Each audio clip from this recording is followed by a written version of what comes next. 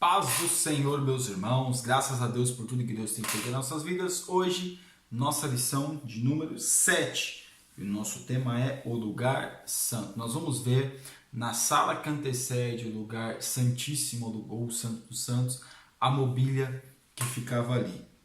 No nosso textuário que está em Hebreus, capítulo 9, versículo 2, diz assim: porque um tabernáculo estava preparado, o primeiro em que havia o candeeiro e a mesa e os pães da proposição, e é o que se chama o santuário. Então, nesse lugar santo, ficava o quê? A mesa do pão da propiciação, o candelabro, e também o candeeiro, que é o candelabro. Então, ficava essa mobília ali no lugar santo. E aqui na nossa verdade prática diz assim: através de sua morte expiatória, Jesus nos garantiu livre acesso ao Santíssimo Deus. Então, no Antigo Testamento, como aqui vai dizer na lição, o povo se chegava somente até o pátio. No lugar santo, o sacerdote, e no Santo dos Santos, só o sumo sacerdote. Só o sumo sacerdote uma vez por ano. Então, no lugar santo, praticamente o quê? Era diária a presença do sacerdote ali. Por quê? Porque tinha que trocar os pães ali da preposição. Da proposição tinha que ser trocado aqueles pães. E também a lâmpada, o azeite também do candeeiro devia estar sempre aceso. Nossa leitura bíblica em classe, que está em Êxodo, que tem várias passagens aqui. O versículo 30, e sobre a mesa porá o pão da proposição perante a minha face continuamente. É aquilo que nós estamos falando todos os dias. Então a mobília ficava ali e tinha que ser o quê? Trocado os pães. Os pães tinham que ser trocados.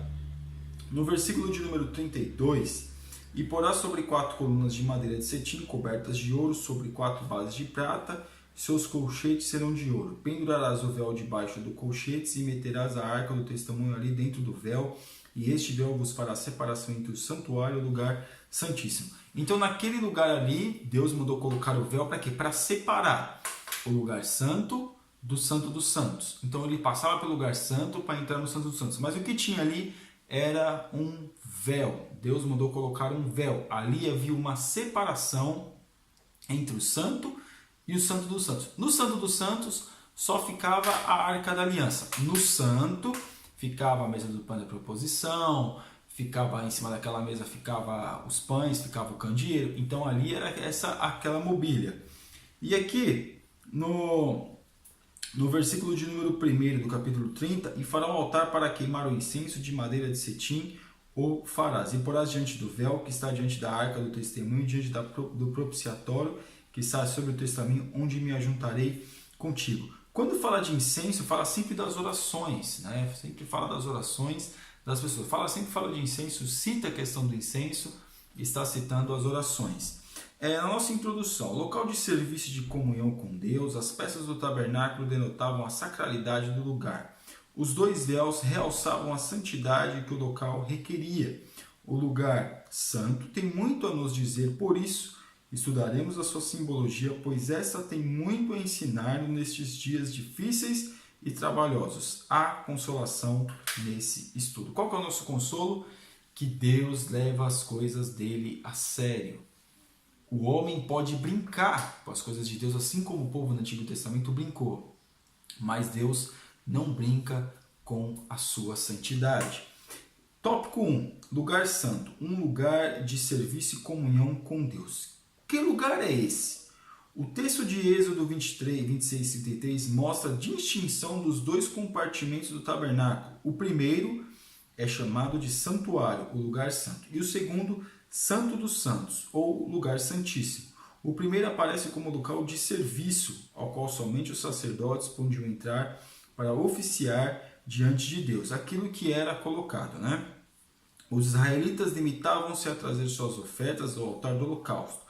O povo tinha acesso ao pátio, mas não ao lugar santo. É aquilo que nós falamos, o povo poderia até ir ao pátio, mas não podia entrar no lugar santo. Então veja que há essa separação entre o lugar santo e o santo dos santos. No santo era o serviço que era feito para quê? Para que um dia no ano pudesse entrar no santo dos santos. No lugar santo, o sacerdote entrava, trocava os pães, acendia o candeeiro. Então era uma forma de culto, ali era o culto. mas a forma de chegar, mas o jeito de se achegar, o tempo de se chegar na presença de Deus era de uma vez por ano. Parte 2, um lugar de serviço e adoração. No tabernáculo havia uma porta de 2 véus. Esses 3 elementos impediam a entrada de pecadores na presença de Deus. O caminho para Deus começava com o derramamento de sangue inocente dos animais, a fim de restaurar a vida do pecador. Então, de que forma que eles restauravam a vida do pecador? Através do sangue dos animais que era apresentado no santo, praticamente todos os dias, se eu não me engano, todos os dias, que às vezes alguém foge uma coisa ou outra, uma data hoje, uma questão ou outra. Mas no Santo dos Santos, todo ano, só uma vez por ano. Então, de que forma que o pecador era redimido? Através do sangue do animal. Então, toda essa simbologia, todo este culto, toda essa liturgia de culto era para beneficiar quem? O homem. O homem, meus irmãos, para ele ser o que? Redimido pelos seus pecados, dos seus pecados, diante de Deus. Então, ele era redimido, ele alcançava perdão, ele alcançava reconciliação diante de Deus. O próprio lugar santo tinha-se como principal função ser o local onde os sacerdotes ministravam sacrifícios pelas diversas espécies de pecados cometidos pelo povo israelita. Irmãos, é interessante dizer, porque até não vai fugir muito o que eu vou dizer, mas está dentro da lição. Por quê? Porque quando o pastor ou o pregador está pregando, ele está no lugar santo. Porque ele está trazendo o povo no caso, trazer a memória do povo acerca dos seus erros, ou trazer a memória do povo, prestar um culto a Deus. O povo está prestando um culto a Deus, então está trazendo a memória o quê? Aquilo que Jesus fez. Então ali é o lugar do culto. Mas para se achegar no Santo dos Santos é só com arrependimento.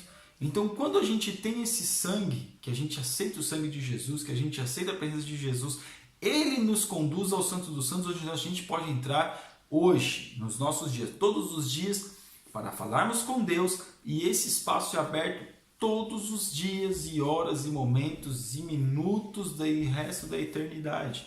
Então não existe parâmetro. Então nós vemos aqui que o pregador está na igreja, está em cima do púlpito, no altar, pregando. Ali é o lugar santo, onde os santos, onde o sacerdote preparava a mesa, preparava o culto para uma vez por ano, ou todos os dias as pessoas vinham trazer seus sacrifícios.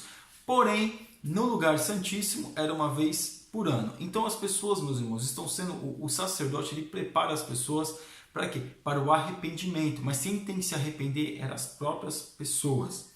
No tópico 2, as 3 peças que compõem o interior do lugar santo. Os mobiliários do lugar. O lugar santo era espaço de preparação dos sacerdotes para a entrada da segunda divisão do tabernáculo, o lugar santíssimo. No lugar santo havia 3 peças que compõem um ambiente perfeito de oração, intercessão, adoração e louvor. O castiçal de ouro, o candeeiro ou o candelabro, a mesa para os pães da proposição e o altar de ouro para os incensos. Este ficava no centro do lugar santo e de frente para o véu que dava para o lugar santíssimo. Então essa mobília, ela nos traz o quê? Adoração, louvor e arrependimento diante de Deus. E oração, que no caso aqui é a fumaça do incenso. Aqui, quando nós vemos aqui, por que havia essa separação? Para que o homem pudesse ter temor de estar na presença de Deus, ter temor daquilo que Deus está fazendo. Por quê? Porque havia um respeito. Hoje, infelizmente, as pessoas entram na presença de Deus de qualquer jeito. As pessoas, nós mesmos, vai orar meio para cá, meio para lá, não entende muito onde está pisando. Como aconteceu com Moisés. Moisés estava ali no lugar da sarça ardente ali, aí a sarça começou a arder, ele não entendeu muito bem, aí perguntou, olha, tira essa parte do dedo dos seus pés, que o lugar que você está é santo. Então às vezes a gente não sabe exatamente onde a gente está colocando os nossos pés e não sabemos aonde nós estamos. Mas o Espírito Santo de Deus hoje está falando conosco. Veja bem o lugar que você está, da forma que você está se achegando ao seu Deus. Nós estamos nos achegando ao Senhor nosso Deus. Aqui na parte 2 aqui, o castiçal de ouro. O castiçal de ouro era feito de uma só peça de ouro, sustentador por uma coluna central, de onde saíam 3 braços de cada lado. 3 braços de cada lado, uma no meio, no caso 7. E que eu mencionei numa das aulas passadas, que na época dos Macabeus eram 9, porque teve um dia que não tinha azeite, não tinha como repor o azeite daquele candelabro, e aquele candelabro não se apagou. Então eles fizeram um castiçal com 9 braços, né? Com 8 braços e um no meio que dava 9. Então ali simbolizando aquele milagre do azeite, mas o normal eram 7, né? No Evangelho, o Senhor Jesus é apresentado como a luz do mundo, ou seja, esse candelabro, como aqui está dizendo a lição, ele simboliza o quê? A luz do mundo. De nenhuma forma aquele candelabro poderia se apagar. Ele deveria ser alimentado com azeite 24 horas por dia. Não devia se apagar. É assim que a bênção de Deus, que nós somos o templo do Espírito Santo, que nós temos a presença de Deus na nossa vida, não podemos deixar a luz do Espírito Santo, a luz do Senhor Jesus se apagar em nossas vidas. Parte 3 aqui. A mensagem, a mesa com os pães da proposição. A mesa era feita com madeira de acácia e recoberta de ouro. O Senhor Jesus é o pão da vida. Irmãos, este pão deveria ser trocado continuamente. Deveria estar sempre trocando aqueles pães. O único que podia comer aqueles pães era quem? O sacerdote. Pessoas normais não podiam. Por isso que Davi chega lá, olha, não tem, pergunta para o sacerdote ali, tem alguma coisa, preciso comer qualquer coisa e tal, tem aqueles pães para você. Ele foi e comeu, mas não foi pegado porque ele estava com fome, não tinha o que comer, então não adianta morrer de fome e estar vendo pão ali. Mas no normal era que os sacerdotes comiam aquele pão. Então Jesus naquele altar, naquela mesa, ele simboliza o quê? O pão. O pão que alimenta o quê? A nossa alma. Jesus é o pão da vida, ele simboliza o pão da vida, ele é a palavra de Deus é que alimenta a nossa vida, é que alimenta a nossa alma. É por isso que infelizmente muitos estão na igreja, eu fiz até uma pregação sobre isso, Deus me deu a graça, me deu o entendimento, que tem um pão, que tem uma mesa, nessa mesa tem pães, nessa mesa tem alimento, só que infelizmente muitos têm morrido de fome, porque não quer comer desse pão, não quer se alimentar deste pão que nos traz a vida eterna, porque estão doentes e não sentem fome. Infelizmente muitos estão doentes da igreja e não têm fome. Por isso, meus irmãos, que muitas das vezes quando a gente está doente, a primeira coisa que o médico fala, se alimenta direito, porque muitas principalmente gripe, alguma coisa, doença desse tipo aí de época, tira a nossa fome. Mas muitos estão doentes dentro da igreja porque não sentem fome para comer nada. E aí não sentem fome para comer este pão. Está no lugar, à mesa da aposta, mas não consegue se alimentar. Então hoje nós sabemos que Jesus ali, dentro daquele tabernáculo, ele simboliza o quê? O pão da vida, o pão que alimenta a nossa vida espiritual. O altar de incenso. O altar de incenso era também identificado como altar de ouro, ou altar do cheiro suave, em virtude do perfume feito à base de plantas aromáticas. A palavra de Deus correlaciona o incenso com uma figura da oração. É aquilo que nós estávamos falando. O incenso simboliza o quê? A oração. O incenso também devia ter incenso continuamente, que é a oração dos santos, né? Que é a oração daquelas pessoas naquela época, simbolizava. E hoje, que simboliza também a nossa oração. Então essa mobília que estava dentro do tabernáculo tem uma representatividade, tem uma analogia que nos traz à nossa memória aquilo que de fato é aquilo que Deus quer falar conosco. Claro, meus irmãos, de uma forma simbólica, mas que faz todo sentido para nós. E aqui na parte 3 do tópico 3, o véu que demarca o lugar santo e o lugar santíssimo. O primeiro véu. Depois de passar pelo altar dos holocaustos e pelo lavatório do palácio, havia no tabernáculo um véu que dava acesso ao lugar santo. Então entrava no pátio, tinha o véu que dava acesso ao lugar santo. Só os sacerdotes podiam entrar. O primeiro véu deixava patente o propósito sacro de Deus, do lugar. Ou seja, um lugar que deveria ter o quê? Oração, busca, propósito. Essa era a finalidade do lugar santo. Porque não adianta só ter sacrifício, não adianta lavar só a mão, não, tem que entrar no santo e também prestar um culto para Deus. Porque muitas pessoas hoje falam, eu não bato, eu não roubo, então eu sou crente, eu vou para o céu. Não, mas não é só isso. Não é querer achar que está fazendo certo, porque aquele que sabe fazer o certo não faz, comete pecado. Então não é só querer dizer que faz o certo, não, tem que fazer o certo e prestar um culto para Deus. e fazer orações e comer deste pão que é a vida, na vida da presença de Deus. E também esse óleo que é derramado, que é o que? É a unção. Essa lâmpada que não pode se apagar da nossa vida, que tem que estar acesa o quê? Continuamente. Parte 2 aqui, o segundo véu. Este véu que ficava entre o lugar santo e o lugar santíssimo, ou santo dos santos, no santuário, somente o sumo sacerdote podia entrar, representando todo o povo de Israel. Então esse é aquele véu que nós falamos, mas ninguém podia entrar. Esse era o santo dos santos. Ninguém podia entrar neste véu. Só o sumo sacerdote. Nem sacerdote, nem levita. Só o sumo sacerdote. Simboliza o quê? A total autoridade de Deus. A presença de Deus estava ali no Santo dos Santos. O que aquele povo tinha que passar primeiro no pátio, depois no santo. O povo não podia, o sacerdote podia chegar até o santo, e o sumo sacerdote até o Santo dos Santos. Eu e você hoje podemos se achegar na presença de Deus através de Jesus, que rasgou o véu. Ele é o nosso sumo sacerdote que nos conduz pessoalmente até o Santo dos Santos, até a presença de Deus. Não é que ele vai levar nossas orações somente até Deus, não.